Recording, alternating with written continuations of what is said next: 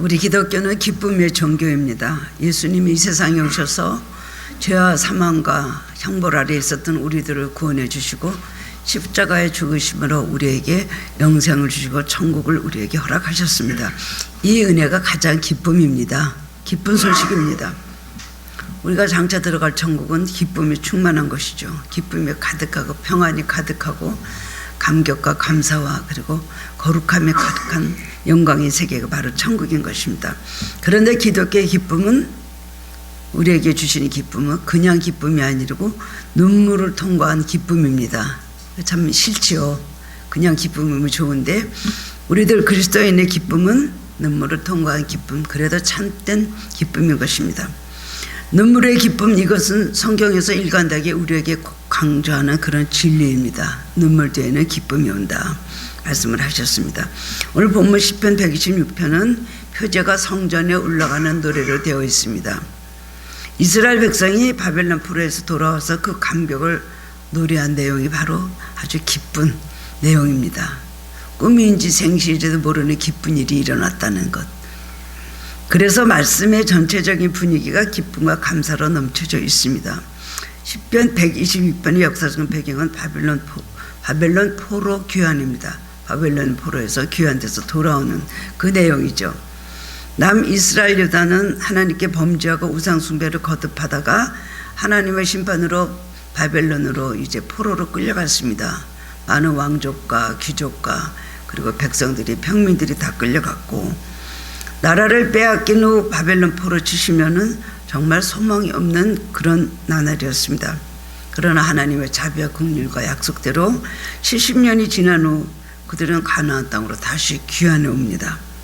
그들은 몇 번에 걸쳐서 이제 귀환하게 되는데 시편 126편은 1차 귀환 직후에 기록된 것입니다. 그 얼마나 감격이 대단했겠습니까? 그 충격이 대단했을 것입니다. 포로로 끌려간 유다 백성들은 온갖 멸시와 고초를 당하면서 비로소 조국을 그때야 그리워하기 시작을 했습니다. 바벨론 포로가 되어서야 그들은 처음으로 눈물을 흘리고 회개 기도하면서 예루살렘 성전을 그리워하고 귀환을 하나님께서 허락해 주시도록 그들은 기다렸습니다. 얼마나 그 세월이 힘들고 어렵겠습니까? 말이 70년이지. 처음에는 좀 소망을 가졌어요. 하나님 얼마 지나면은 이제 금방 다시 또 고국으로 돌아오지 않겠는가. 하지만 점점 세월이 흐르면서 희망이 점점 없어지니까 온전히 이제 고국으로 돌아간다는 것은 생각하지도 못하고 절망에 빠지게 되었습니다. 그러던 어느 날 하나님의 섭리 가운데 전격 귀환이 결정이 됐어요. 생각도 하지 않았더니 깜깜하고 절망 속에 있었던 그때 갑자기 귀환이 결정이 났습니다. 포로 귀환은 바벨론이 망하여서 바사, 페르시아죠. 바벨론은 망하고 이제 바사가 들어왔습니다. 페르시아가 됐는데 페르시아 왕조의 초대 왕이었던 고레스 왕이 즉위한 다음 즉시 BC 537년에 이루어졌던 것입니다. 고레스 왕은 바벨론의 포로들, 특히 이방에서 포로로 잡혀온 모든 포로들에게 자비와 선을 베풀기 위해서 그는 다 각자 고국으로 돌아가라 이런 명령을 내립니다. 그래서 이스라엘 포로들은 그리던 예루살렘을 향해서 속속 귀환의 길을 떠나게 된 것입니다. 이 일은 이스라엘이 무슨 전쟁을 하거나 독립운동을 해서 쟁취한 해방이 아니라 하나님께서 행하신 대사였습니다. 생각하지도 않았는데 갑자기 그런 기쁜 소식이 들려오니까 이 사람들은 얼마나 기뻤겠습니까? 이거는 하나님이 하신 일이지 도저히 우리로서는 할 수가 있는 일이 아니고 현실적으로 보면 이런 기쁜 일이 일어날 수 없다고 생각을 했대요. 깜짝 놀랐죠. 우리나라도 어른들 말씀을 들으면 1945년 8월 10일 광복이 됐을 때 그때 그렇게 기뻐했다고 합니다. 갑자기 일본이 무너지지 않는 나라로 알았는데 갑자기 어느 날 라디오를 들으니까 일본 천황이 다 죽어가는 목소리로 이제 우리나라는 전쟁에 패하고 이제 우리는 항복했다 이런 거를 목소리를 가늘한 소리로 이제 일본 말로 말할 때 한국에 있는 우리 조선 사람들 너무나 놀랐다는 것이죠. 그냥 하나같이 아니라 집에서 그냥 뛰어나왔대요. 그 다음에는 막 그냥 대한독립 만세를 외치면서 무조건 마당으로 막 바깥으로 뛰어나와서 물결이 그냥 온 길에 가득하면서 그렇게 큰 소리로 외치고 기뻐했다는 것입니다. 꿈인지 생신인지도 모를 정도로 이스라엘도 엄두를 내지 못하고 생각하지 못한 그런 큰일이 일어났습니다. 이 일을 보고 주변 사람들도 깜짝 놀라고 감탄했다는 것입니다. 만약에 지금 러시아가 우크라이나 보고 이제 전쟁 끝나고 너희들은 그 우크라이나 땅 너희 거다, 만약에 오늘이라도 그랬다면 얼마나 놀라겠습니까? 우크라이나 사람들이 굉장히 놀라고 기뻐하겠죠. 마찬가지 일이죠. 1948년에 이스라엘이 독립했을 때도 문나라들은 입을 모았을 것입니다. 여호와께서 그들을 위해 큰 일을 향하셨도다. 그때 이 시편 126편의 말씀, 그 말씀을 1945년대 이 독립국가를 세울 때도 똑같은 걸 외쳤다는 거예요. 우리는 생각하지도 못했는 일인데 2000 동안 유리하고 방황하던 우리나라를 하나님께서 세워주시다 하면서 그렇게 기뻐했다는 것입니다. 그리고 하나님이 하셨던 일이라고 그들은 고백을 했습니다.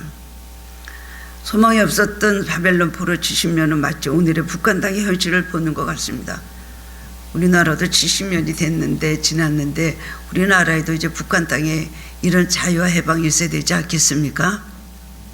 한국의 역사와 또 우리 이스라엘의 역사, 한국의 역사 크게 다르지 않은 것 같은데요. 고난이 많은 민족, 그러므로 해서 하나님과 함께 하시는 민족, 그리고 우리가 하나님을 섬기는 그런 전 세계에서 네 번째 기독교 국가가 우리 대한민국이라고 합니다. 순서대로요. 이런 나라를 하나님께서 만들어 주셨는데 북한 땅에 70년 되는데 왜 자유해방을 주시지 않을까? 왜 통일을 주시지 않을까? 저는 그렇게 생각을 할 때가 많이 있습니다. 우리 한국도 현실은 너무나 어렵기만 하죠. 삶의 소망이 없고 목적이 없기 때문에 방황하고 좌절과 고통을 겪고 있는 사람들이 많이 있습니다. 여러분들에게도 지금 알지 못할 고통 가운데 눈물을 흘리며 씨를 뿌리는 괴로움이 있습니까?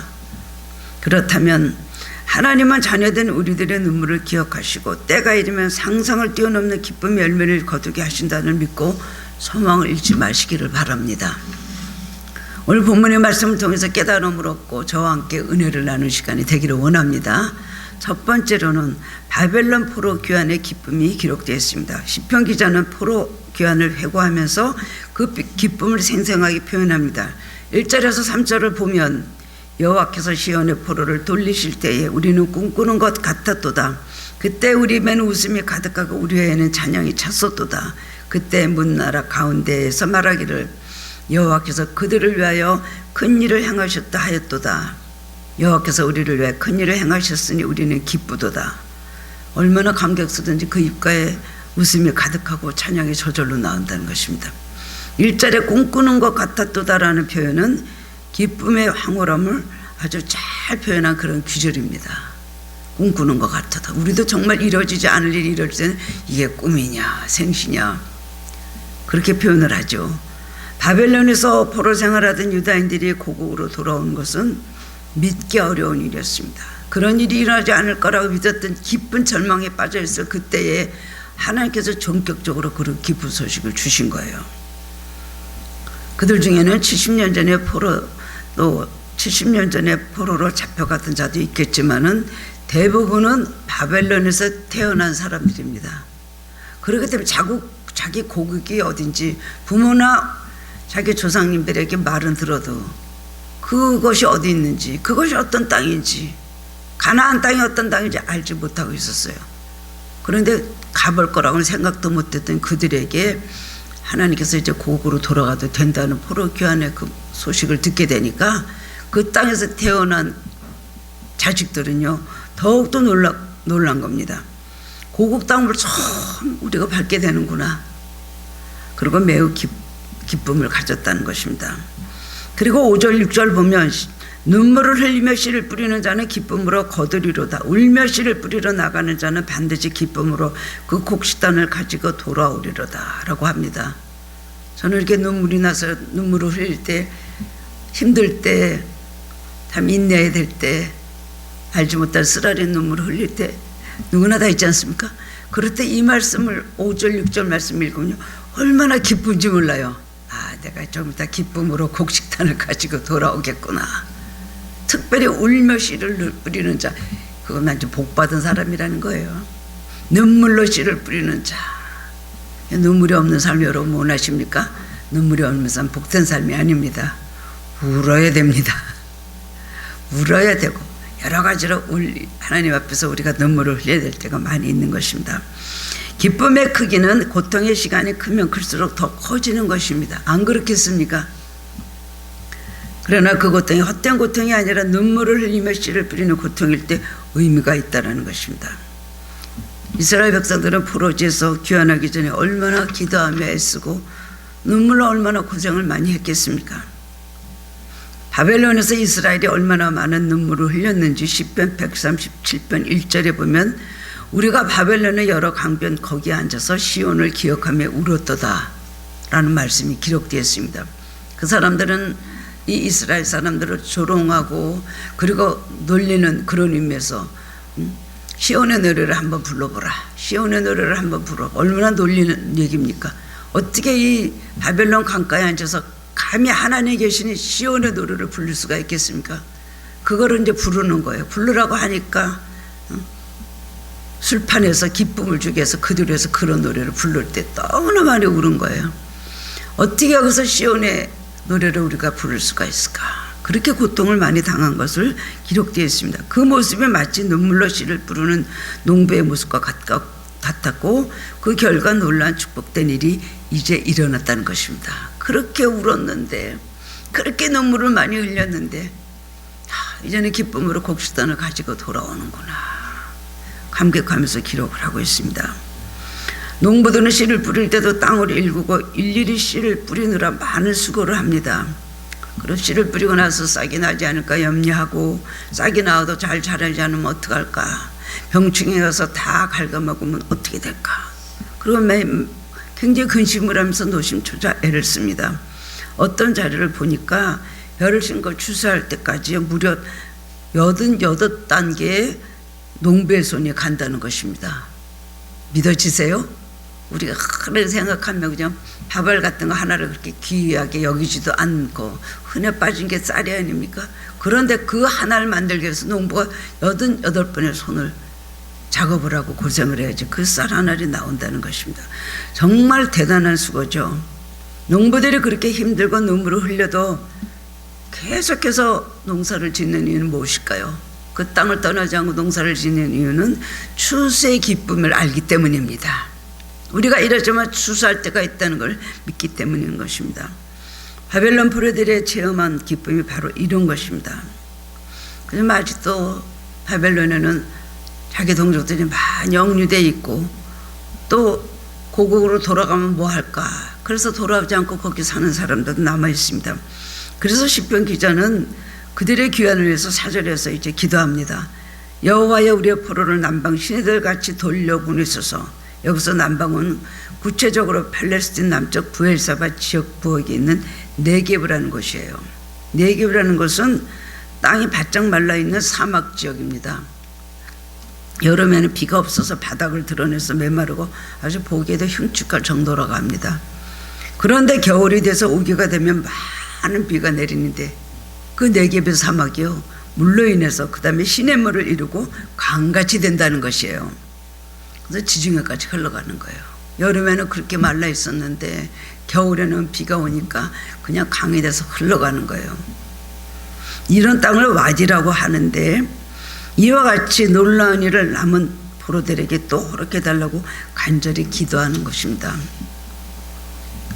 우리의 포로를 남방 시내들 같이 돌려보내소서. 막 우기 때 막 비가 막 쏟아지면은요, 막 또랑머리씩 흐를 때 그렇게 우리의 포로들을 막 다 보내달라는 기도를 중보기도를 하고 있습니다. 하나님, 지금은 건기여서 마른 땅과 같지만 우기에는 많은 비가 내려 물이 힘차게 흘러내려가서 강이 되는 것처럼 바벨론의 포로가 되어 있는 우리 동족들이 물밀듯이 어서 돌아오게 해주십시오. 자기들이 귀환하고 나서 그렇게 기도하고 있는 것이요. 우리 북한 땅에도 이렇게 위해서 기도해야 되지 않겠습니까? 지금은 건기 중에 건기 아닙니까? 아주 얼어붙은 동토의 땅이라고 하는데요. 그것을 하나님께서 이런 은혜를 주시고 하나님의 그 놀라운 축복의 시냇물이 흘러서 우리 동족들이 정말 다시 만나고 그리들이 하나님 앞에 함께 기도하며 찬양하는 그날이 와야 될 것입니다. 그리워하던 이삭 가족들도 만나야 되겠죠. 씨앗은 생명이 있어서 결국 100배의 결실까지 갑니다. 정말 엄청 수지가 맞는 장사죠. 겨자씨 같은 것은 보이지도 않는 아주 손먼지 같은 그런 씨가 이것이 자라나면은 나물보다 더 커져 3m, 4m나 되는 큰 나무가 돼서 그 다음에 공둥이 새들이 와서 깃든다는 거예요. 이거는 얼마나 큰 수확일까요? 절대로 낭비가 아닙니다. 씨앗을 잘 심으면 낭비가 아닌 것입니다. 이 농부는 어리석은 농부가 아니고 멀리 바라보기 때문에 참으로 지혜로운 농부라고 할 수가 있습니다. 포로가 된 이스라엘 백성은 자기 민족을 어서 고국으로 돌아가게 해달라고 눈물을 흘리며 그날을 고대하고 기도하였습니다. 그런데 시편 126편 오늘 읽은 말씀 6절에 보면 씨를 뿌려는 나가면서 왜 울고 있을까요? 그것은 소망이 없고 슬퍼서 낙심이 될 때가 있기 때문입니다. 왜냐하면 이 농부는 이전에도 정말 열심히 고생해서 씨를 열심히 심었습니다. 그런데 좋은 결실을 얻지 못했습니다. 그때 그 실망, 그때 그 절망, 그때 그 아픔을 이 사람은 기억을 하고 있는 거예요.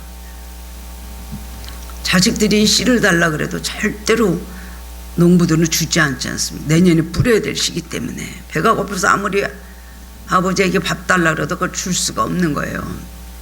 그렇게 간직했던 겨울에 간직했던 그 씨를 뿌리면서 지난해에는 하나님 이렇게 모든 것을 거두지 못해서 우리 가족들이 거의 굶어 죽을 상태에서 지냈습니다.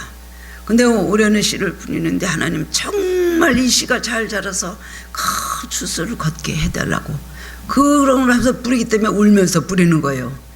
그 서러움, 그 아픔, 그 절망했던 그 기억을 자기가 갖고 있기 때문에 눈물을 흘리면서 씨를 뿌린다는 것입니다. 그리고 간절히 하나님 앞에 이 씨앗이 잘 자라서 풍성한 수확을 거두게 해달라고 하면서 눈물을 흘린다는 것입니다. 우리도 이와 같은 현실에 처했을 때가 있습니다. 씨 뿌리는 걸 아주 포기하고 싶죠. 그럼에도 불구하고 우리는 계속해서 믿음의 씨를 뿌려야 됩니다. 현실적으로 소망이 없어서 씨 뿌리는 것을 포기하고 싶을 때에도 계속해서 눈물을 흘리며 믿음의 씨를 뿌려야 되는 것입니다. 모든 것을 믿음으로 하면 언젠가는 불가능한 것이 가능으로 바꿔줄 수 있는 것입니다. 오늘 하나님 시편 말씀 통해서 우리에게 그것을 약속하고 계십니다. 지금은 울면서 씨를 뿌리지만 울면서 씨를 뿌리는 그 사람은 반드시 기쁨으로 곡식단을 가지고 돌아온다. 하나님께서 우리의 눈물을 보시기 때문에 그렇다는 것입니다. 모든 사람들은 눈물을 흘리지만 그 중에는 헛된 눈물도 많이 있습니다. 자기 소름에 슬퍼서 우는 눈물, 신세한탄을 하면서 흘리는 눈물, 원한이나 증오의 눈물, 후회의 눈물, 감정의 눈물이 그죠. 야곱에게 장자의 명분을 빼앗기고 분해서 흘린 에서의 눈물이나 그리고 악한 목적을 가지고 삼손을 유혹하던 삼손의 아내의 거짓 눈물, 이것들이 바로 헛된 눈물인 것입니다.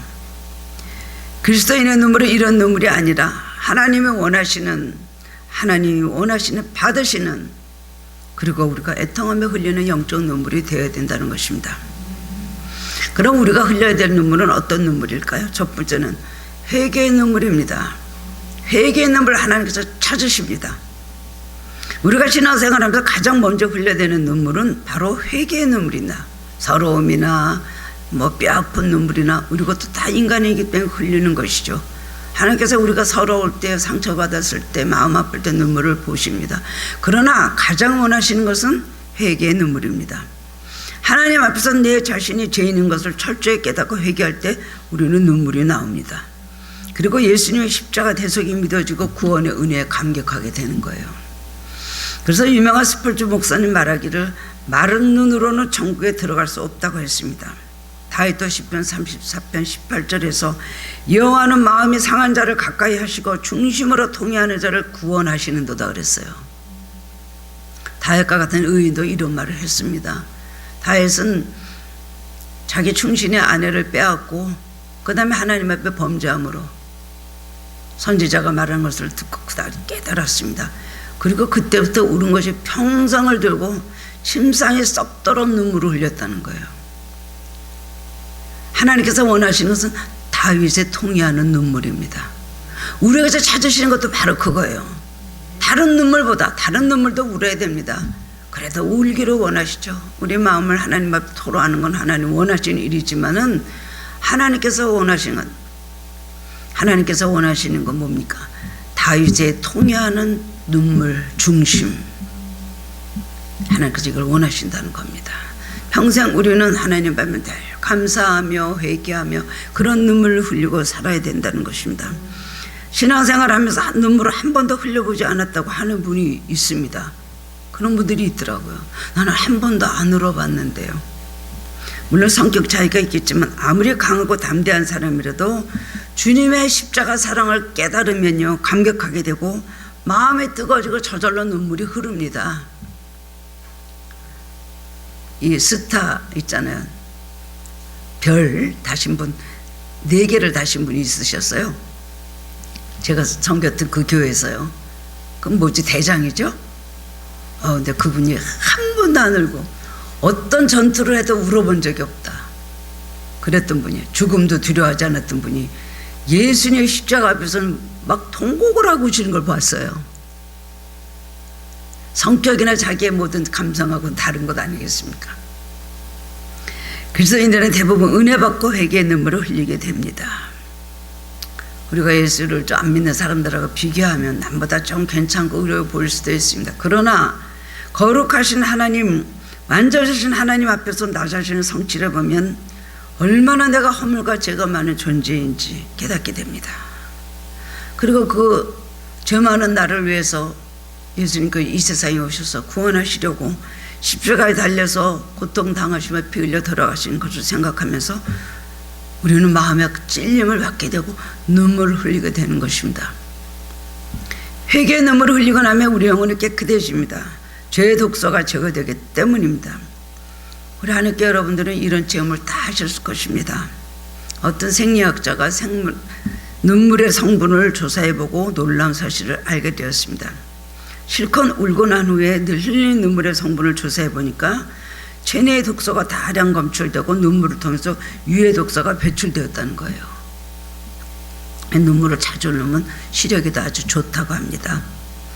그러므로 사람은 눈물을 많이 흘리며 몸과 마음이 치유된다는 걸 알았습니다. 통계에 하면 여자들이 남자보다 좀 장수한다고 하죠. 예. 장수를 더 할 것도 없고 똑같이 장수하시길 바랍니다.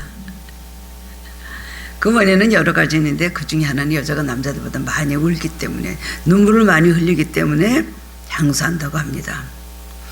주님이 받으시는 값진 눈물을 많이 흘리시기 바랍니다. 그러나 양파를 까면서 흘리는 눈물은 무해한 것을 아시길 바랍니다. 하나님은 눈물이 있는 신앙을 원하십니다. 눈물이 있는 신앙은 하나님 마음을 감동시킵니다. 눈물이 있는 신앙은 여러분 하나님의 보좌에 하나님께서 일어나시고 하나님께서 팔을 움직이십니다. 눈물이 있는 신앙은 하나님께서 기뻐하시고 여러분의 기도가 빨리 응답이 됩니다. 하나님 기뻐하시는 눈물을 많이 흘리시기 바랍니다.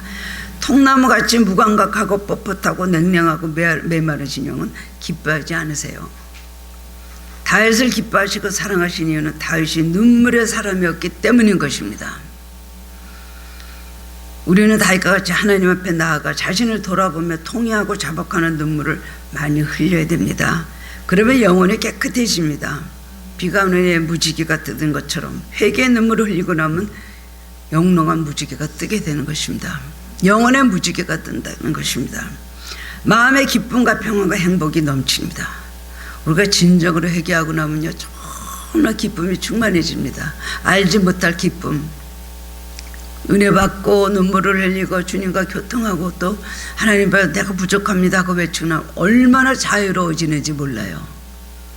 우리가 기도를 하는 이유가 어디 있을까요? 우리가 회개를 하는 이유가 어디 있을까요? 회개를 하고 난 다음에, 기도를 하고 난 다음에 하나님께서 주신 기쁨은 무엇으로? 포도주나 곡식의 풍성함보다 더하다 그랬어요. 그 기쁨이. 그런 기쁨을 우리에게 허락해 주십니다. 우리 삶의 놀라운 회복과 치유, 형통의 역사, 그 다음에는 삶 속에서 축복의 역사가 나타납니다. 미국의 크리스천 소설가 오헬리 마지막 입술을 쓴 오엘리는 아주 유명하죠. 그는 300여 편의 감동적인 단편 소설을 남긴 작가로 마지막 입술로 아주 유명해졌습니다. 그는 본래 은행원이었는데 공금횡령으로 3년간 감옥에 갇혀 있었습니다. 그때 하나님 앞에 정말 눈물로 회개하고 회심하고 그는 거듭나게 되었습니다. 자기 딸에게는 감옥에 있는 아빠를 알리지 않기 위해서 비밀로 했는데 가명으로 단편 소설을 쓰기 시작한 거예요. 그러는데 감옥에서 그가 흘린 회개의 눈물이 그의 인생을 바꾸었고 수많은 사람들의 감동을 끼치게 해주었다는 것입니다. 눈물을 흘리고 나면 삶에 이런 놀라운 변화가 있습니다. 하나님 앞에 진정으로 원하시는 회개의 눈물을 흘리고 나면 우리에게 자유를 주시고 축복을 주시고 무엇과도 바꿀 수 없는, 비교할 수 없는 그런 축복을 우리에게 주신다는 겁니다. 그렇기 때문에 여러분 정말 하나님 기뻐하시는 눈물을 흘리십시오. 그럼 정말 주님께서 우리에게 마음의 기쁨을 주실 것입니다. 신세한탄하고 그냥 슬퍼서 울고 그런 것도 인간이니까 필요하죠. 그것도 못 느끼는 사람이 있어요. 울어야 될 때 울지 않는 사람이 정말 병든 사람입니다. 그러나 여러분 그런 눈물보다도 정말 주님 앞에서 그냥 고난 중에도 믿음으로 살려고 애쓰고 울고, 그 다음에는 어려운 가운데도 감사함으로 울고, 자신을 돌아보면서도 부족해서 울고, 주님 더 사랑하기 위해서 울고, 그런 눈물을 흘리면 그 자리에서 하나님께서 우리에게 은혜를 주십니다. 삭개오가 주님 앞에 용서함 받고 아브라함의 후손, 이 사람도 아브라함의 후손이로다, 그 말씀 들은 그 기쁨에 비교하겠어요? 우리 마음에 왜 곤고함이 있습니까? 우리 마음에 왜 괴로움이 있습니까? 우리 마음에 왜 삶의 여러 가지 갈등과 번뇌와 아픔이 있을까요? 진정으로 주님과 눈물로 회개하고 또한 우리가 하나님 앞에 자유로워질 때에 우리는 마음속에 그런 어둠이 물러가게 되는 것입니다. 그렇기 때문에 원수를 용서하라 그랬는데요, 원수가 울어야죠. 회개를 하려면 원수가 회개를 해야죠. 그러나 원수에게 피해를 입은 사람이 원수를 위해서 웁니다. 그 사람이 미워했던 죄를 회개하고 웁니다. 그럴 때 하나님께서 그 사람에게 의뢰를 주신다는 거예요. 성경이 이것을 가르치고 있습니다. 두 번째로는 수고의 눈물입니다. 우리는 성공한 사람들을 보면 굉장히 부러워하죠. 그런데 그 뒤에 있는 그 배후에 있는 그들의 수고는 잘 보지 못합니다. 얼마나 고생을 해서 지금까지 왔는가 이건 잘 몰라요. 다 우리 보고 그렇게 하려면 하겠어요? 김연아 선수 발이 아니라죠. 그렇게 많은 시간을 연습을. 강수진이라는 발레리나가 있더라고요. 독일의 유명한 발레리나, 수석 발레리나 하는 그 사람 19시간 연습했대. 19시간 발가락이 막 부러지기도 수도 없이 하고. 이 운동선수들 금메달 땄던 모든 스포츠 선수들 보면 얼마나 많은 고통이 있었습니까? 우리도 수고의 눈물을 흘려야 됩니다. 고생하면 싫어하고, 조금이라도 남을 위해서 이래야 되면 싫어하고, 이런 것으로 억울해하고 하면 안 됩니다. 예수님은 영의 연단 받으시고 혼의 연단 받으시고 육의 연단 받으셨습니다. 영의 연단만 받고 싶죠. 좀 정신적인 연단이나 받고, 우리는 현실적으로 육신의 연단을 정말 받기를 피합니다. 세 가지를 다 받으려면 우리가 얼마나 힘들어요. 그렇지만 하나님은 다 이런 것을 겪게 하십니다. 예수님은 목수로서 가정의 모든 식구들의 생계를 책임지느라고 너무나 손에 굳은 살을 받기도록 열심히 일하셨다는 거예요. 수고해야 됩니다. 성공하기까지 고생과 눈물을, 수고의 눈물을 많이 흘리지 않는다면 여러분 성공할 수가 없는 걸 아시길 바랍니다. 심은 대로 거두는 게 하나님의 법칙입니다. 그러므로 우리가 승리하기를 소원한다면 반드시 수고의 눈물을 흘려야 되는 것입니다. 결과가 안 보여도 이 법칙을 확신하면서 끝까지 수고의 눈물을 흘리면 여러분의 기도가 응답이 되고 삶의 풍성한 수확을 거둘 수가 있습니다. 기도라는 것은 쉬운 일입니까? 기도가 응답될 때는 이거 같이 기쁜 일이 없지만, 기도라는 것은 사실 어떻게 보면 정신적으로도 굉장히 쥐어짜는 그런 자기의 각오와 근심과, 그 다음에 하나님께 하나 자기 집중하는 것이 있어야 되죠. 그 다음에 몸도 얼마나 힘드니까.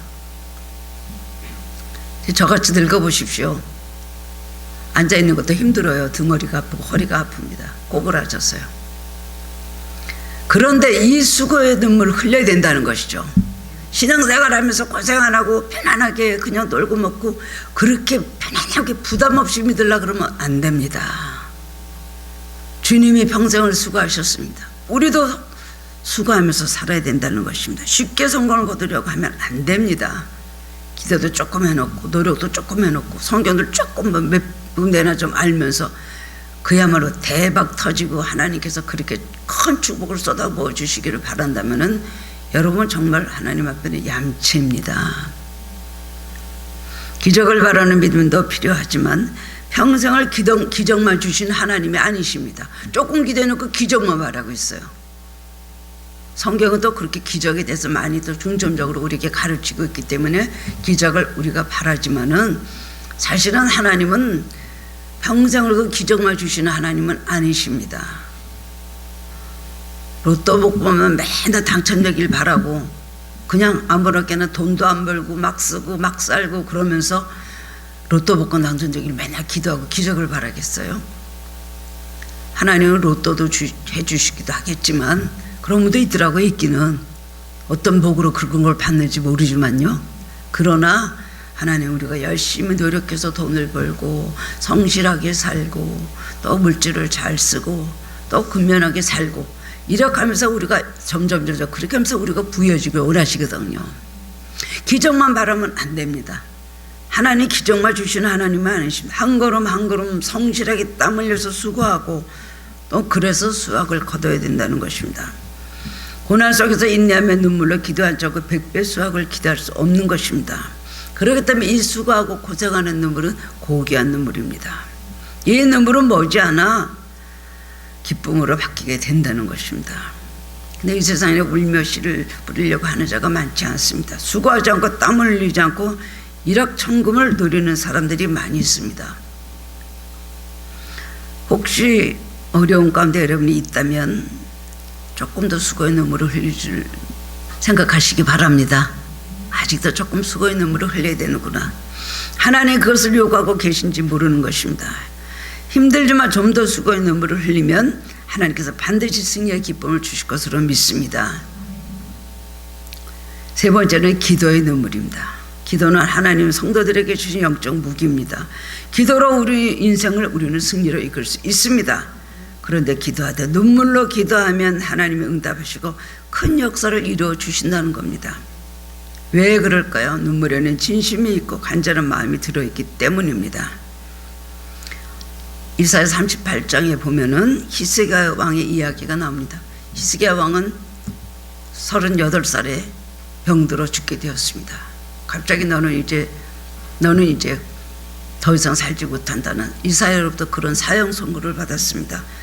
그러나 그는 포기하지 않고 눈물로 통곡하며 벽을 향해서 얼굴을 향하고 눈물로 기도했습니다.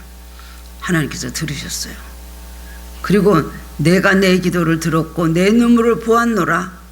내가 내 수 안에 15년을 더하겠다고 하셨습니다. 그 말씀대로 당장 죽겠다고 하는 사람이 15년을 더 연장받아서 살았다는 거 성경에 기록을 하고 있습니다.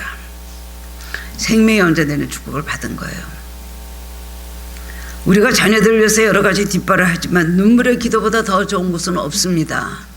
뭐 잘 기르고 좋은 곳으로 먹이고 잘 키우고 돈 들여서 공부 잘 시켜서 훌륭한 여러 가지 많은 그런 결과를 얻게 하지만 그렇지만은 자녀들을 위해서 그것만 하면 안 됩니다. 기도를 하면서 그런 수고를 하면 자녀들이 성공할 수가 있습니다. 미국에서 활동 중인 세계적인 암 전문의 우리 원정수 박사, 지금 목사님이 되시는데 그분 얘기를 잘 알고 있을 겁니다. 그런 어리지 몹시 가난한 환경에서 자랐습니다. 고등학교 때는 가난한 집에서 공부라도 잘해야 되네 전교에서 350등을 할 정도로 성적이 좋지 않았습니다. 마지막에서 세 번째가 되는 꼴찌 세 번째 되는 성적을 받았다고 해요. 그러던 그가 이제 믿음이 생기고 기도하기 시작을 했습니다. 그러면서 대전고등학교를 수석으로 졸업하고 서울대 의대를 수석으로 졸업하고 전국 의사고시 수석 합격 등의 성공을 하나하나 이루어 나갔습니다. 그리고 미국을 건너가서 암전미도의 명성을 떨치게 됩니다. 그가 귀한 것은 그가 가는 곳마다 복음 전도자로 쓰이고 있다는 것이에요. 그의 간증, 그의 신앙의 모든 체험들은 정말 많은 듣는 사람들에게 큰 은혜를 줍니다. 많은 고통을 당했거든요. 폐결핵에 걸려서 다 죽게 된 일이 여러 번 있었습니다. 서울의대 다니면서 돈이 없어갖고 어떤 집에서 이제 애들 가정교사 하면서 거기서 이제 학비를 벌어갖고 의대를 다닌 거예요. 이제 보신탕 집에서 애를 가르치게 됐대요. 그 집에서 이제 그 학생을 가르치는데 식당에 앉았다가 손님이 보신탕 먹으러 오면 일어나갖고 잠깐 쉬었다가 다시 그 보신탕 손님이 먹고 나면 거기 가서 또 공부를 아이를 계속해서 가르치고, 근데 아침에도 보신탕, 점심에도 보신탕, 저녁에 도 보신탕을 잡섰다 그러더라고요. 그러면서 여러 가지 많은 어려움 가운데 폐결핵 걸려서 고통 중에 죽을 뻔해서 막 정말 옥상에서 뛰어내리려고도 하고 자살하려고 하는 그런 위급한 순간들도 있었습니다. 그런데 그렇게 성공하게 된 것은 전적으로 어머니의 기도 때문이라고 간증합니다. 그의 어머니는 옛날 시골에서 매일 10리길을 걸어서 새벽 기도를 다니셨다고 합니다.